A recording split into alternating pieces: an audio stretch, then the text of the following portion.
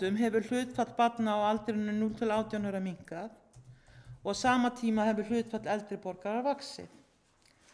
Samfélagið okkar hérna í Eyjum að eldast hraðar en á landsvísu og þessi íbúasamsetning þó svo vissulega séu fleiri börn áætluð í grunnskólunum á næsta ári og líka leikskólabörnum að fjölga. Við þurfum að fjölga plássum eins og kom fram í fjárhagsáætluninni.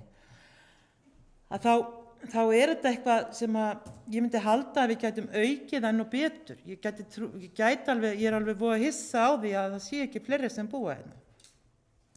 En þá komum við að því að það raunverulegur munur á að búa út á landi og á höfuðborgarsvæðinu.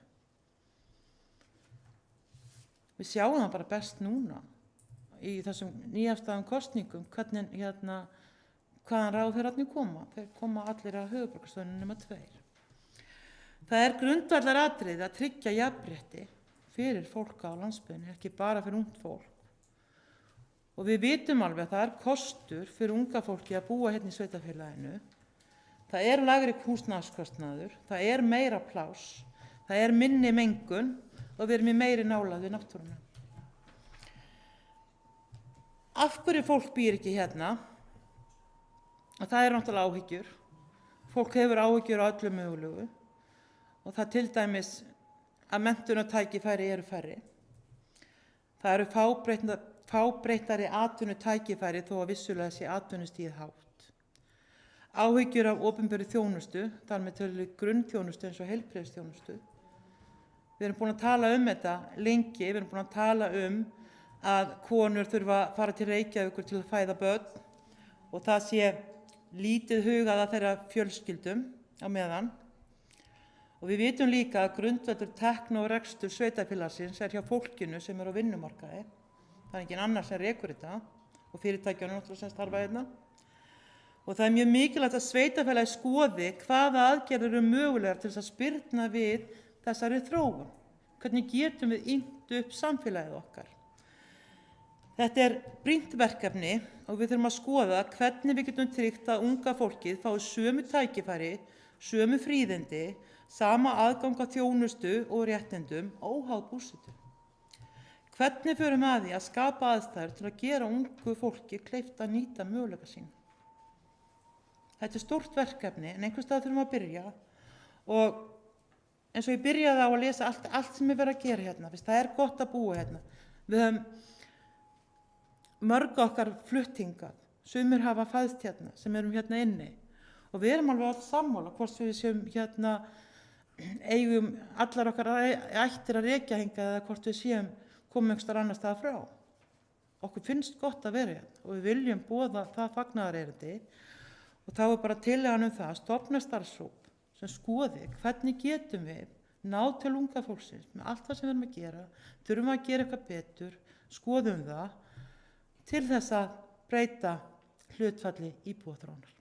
Takk.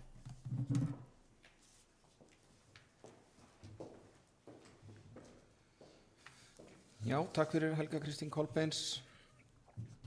Þetta sé bara ágætis. Þetta var tillaga númer 4 í útsendum gögnum og með leyfi varaforseta þá líst mér ágætlega á þetta. Það svo sem þetta kemur mér ekkert óvart. Ég hef fylgst með þessari íbúaþróun í allmörg ár. Það hefur svo sem verið ýmislegt gert til þess að reyna að laga það. Við erum nú búin að vera að frysta gjaldskrár fyrir barnafjölskyldur og fleira og við erum nú að sjá allavega sem að ég sit allavega í fræðsluráði og við erum að sjá mikla aukningu þar á leikskólaplássum og það var nefnt mikill biðlisti á Reykjavíkursvæðinu í 4 ár og við erum að miða við þessa 12 mánuði og það hefur gengið vel. Það verður erfitt og ef það heldur áfram því sem horfir að þá þurfum við að takast á við það þannig að við getum haldið í við þetta vegna þess að þetta svona ákveðin fjöldi sem við getum verið með á börn á leikskóla sem rúmast þar. En svona til þess að ég veit að það eru margir sem eru jafnvel þyrstir í að fá smá hlé en ég ætla að þrjóskast við að klára þetta fyrsta mál og ætla þá að bera hérna upp bara viðaukatillögu við þessa tillögu þar sem að bæjarfulltrúar eiga hálist að taka vel í tillöguna og vísa henni til útfærslu í bæjarráði. Verkefni veldu Vestmannaeyja að passa vel inn í tillöguna og eðlilegt að bæjarráð útfæri vinnuna. Markvisst hefur verið unnið að því á kjörtímabilinu að gera bæinn að eftirsóknarverðu búsetukosti fyrir ungt fólk og barnafjölskyldur, til dæmis með því að frysta leikskólagjöld, fæðiskosta barna og frístund, tvöfalda frístundastyrkin, auka ýmsa þjónustu við bæjarbúa, auk þess sem álagningar hlutfall fasteignagjalda hefur verið lækkað í samræmi við hækkandi fasteignamat. Atvinnustefna í vinnslu hjá Vestmannaeyjabæ og mikilvægt að tengja tillöguna þáttum hennar, til dæmis sem hluta aðgerðaáætlun eða tillögum við verkefni. Þannig ég held við hljótum að geta sameinast það að þessu sé vísa í þennan farveg og þannig ég legg til að ef að bæjarfulltrúar vilja ekki ræða þetta frekar hér, að við greiðum bara atkvæðum þessa tillögu með þessum viðauka. Sýnist bæjarfulltrúar að vera samþykki í því, þannig að þeir sem eru sammála þessu gefa mér atkvæðamerki. Það eru 7 bæjarfulltrúar sem að samþykja þennan viðauka við tillöguna.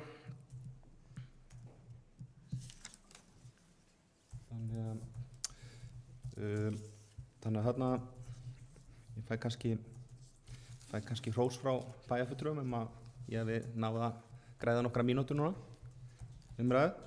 Það er alltaf verið að hvetja mig í það að reyna að hafa fundina styttri. Þetta var liður í því, þannig að ég þakka fyrir það. Nei, en annars umræðan ennþá laus undir þessu fyrsta dagskrárlið. Það er allavega ein tillaga í viðbót frá Sjálfstæðisflokknum. Þannig að Hildur Sólveig Sigurðardóttir, gjörðu svo vel.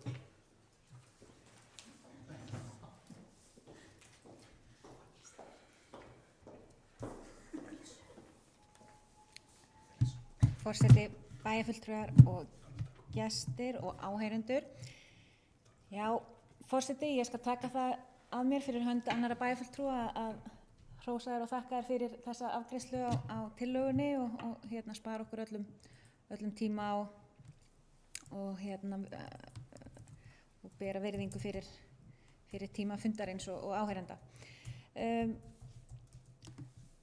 Ég ætla að leggja hérna fram tillögu númer 3 og hún tengist því og í rauninni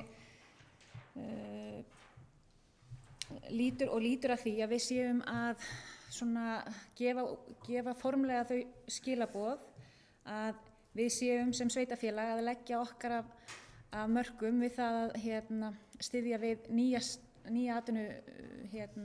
ný fyrirtæki, ný atvinnusköpun og nýsköpun.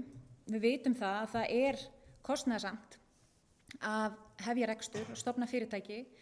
Það kostar samkvæmt skattinum stofnun einkahlutafélags 131.000 krónur og stofnun hlutafélags 256.500 krónur. Við vitum það að það er náttúrulega gríðarleg vinna sem fer í það að koma á fót starfsemi og það eru auðvitað ákveðin gjöld sem að koma til sveitarfélagsins og við erum að rukka fyrirtæki og okkur ber lögum samkvæmt að innheimta. Og svona hugurinn í þessari tillögu var sá að við gætum með einhverju móti reynt að sýna linkind gagnvart þessum aðilum og svona sveigjanleika í það að aðstoða frumkvöðla og þá sem að byrja nýja atvinnustarfsemi í því að koma sér á stað.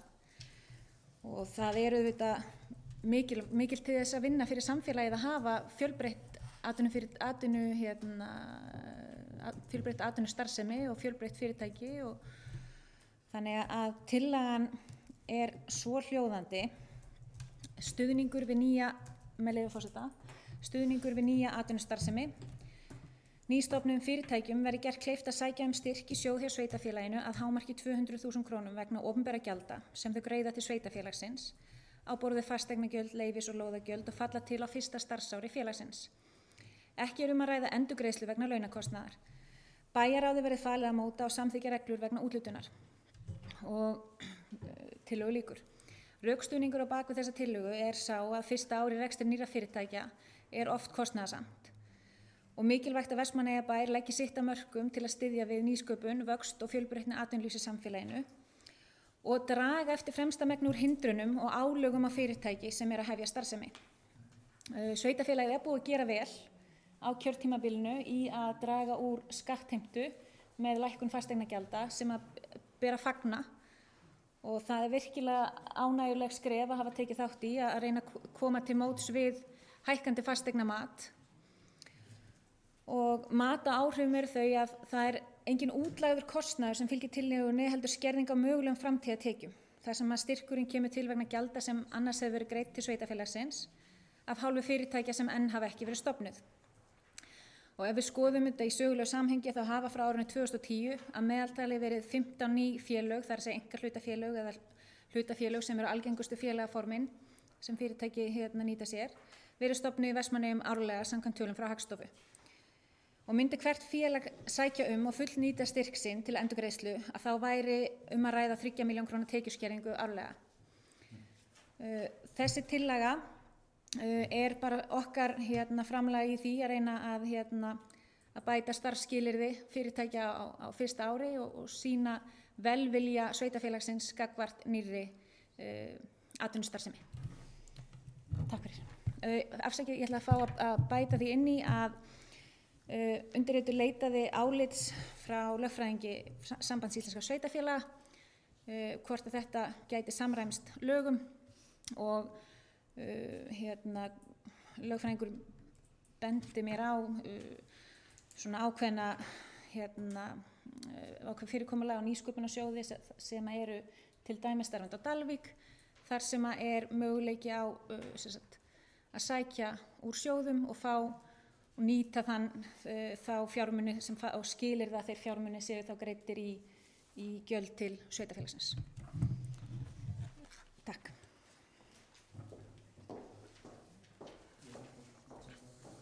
Já, þakka Hildi Sólveigu Sigurðardóttur fyrir þetta. Það sé bara jákvætt. Við höfum og erum öll held ég áhugasöm það að fjölga fyrirtækjum, auka nýsköpun og við höfum eggin hafa svolítið verið í sömu körfunni hjá okkur.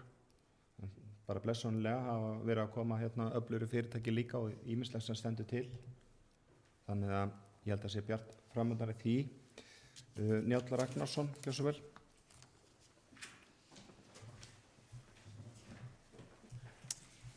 Forseti, ég held að hér sé komin fínasta tillaga.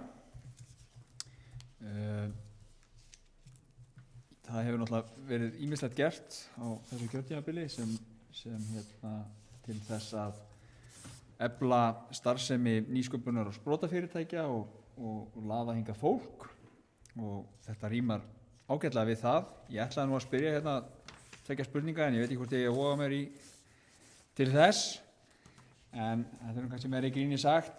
Það er til að hann gengur í tillögunni fjallaði það að bæjarráði verði falið að móta og samþykkja reglur vegna þessar úthlutanar og það er náttúrulega eins og bæjarfulltrúi Hildur Sólveigu Sigurðardóttir kom inn á og þá hafði hún leitað álits hjá sambandinu hvort þetta væri hreinlega löglegt. Þannig að það var svona önnur allan spurningin en síðan getum við þó bara rætt eftir bæjarráði. Ég held að þessi góðu vettvangur til þess og ég tek allan við mjög vel í þetta og ég vil þá leggja bara fram eftirfarandi bókun með leyfi forseta. Bæjarfulltrúar eiga á hálista að taka vel í tillöguna enda hefur verið unnið markvisst á kjörtímabilinu að bæta umhverfi nýsköpunar og frumkvöðlastarfsemi. Tillaga sem þessi krefst undirbúnings, útfærslu og kanna það lögmæti á fyrirkomulagi sem þessu.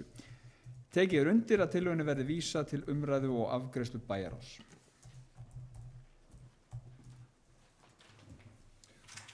Já, takk fyrir Njáll Ragnarsson. Ég held að þetta sé hvað bara í ákveðin farveg, þannig að við erum jafnvel að græða einhverja mínútur þarna líka. Vilja einhverju bæjarfulltrúar ræða þetta frekar áður en tökum þetta til atkvæða. Svo er ekki. Þeir bæjarfulltrúar sem eru samþykkið þessari tillögu númer 3, gefið mér atkvæðamerki. Það er bættist þarna við 1 atkvæði í lokin. Þannig að það er samþykkt samhljóða með 7 atkvæðum þessi tillaga númer 3.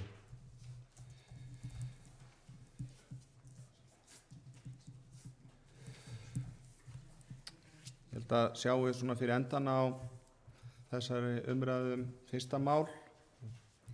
Kannski lítið með leyfi varaforseta þá hafa nú búið að koma hér fram í umræðinu hérna á undan á fundinum og það er margt spennandi í pípunum eins og búið að, og svo sem óþarfi kannski að vera að þylja það margsinnis upp. Það er náttúrulega verið búið að bíða mikið eftir þessum framkvæmdum í Hamarskóla og það svona sér kannski fyrir, já, að það sé að fara á stað loksins. Og það er verið að gera ráðhúsinu hátt undir höfuð. Við erum eitthvað pínu kannski ósammála í því, en ég held að það verði mjög flott að lokum. Ljósleiðaravæðingin, það er nú búið að vera mikil barátta hjá okkur og ég held að þetta sé bara lausnin sem, og við höfum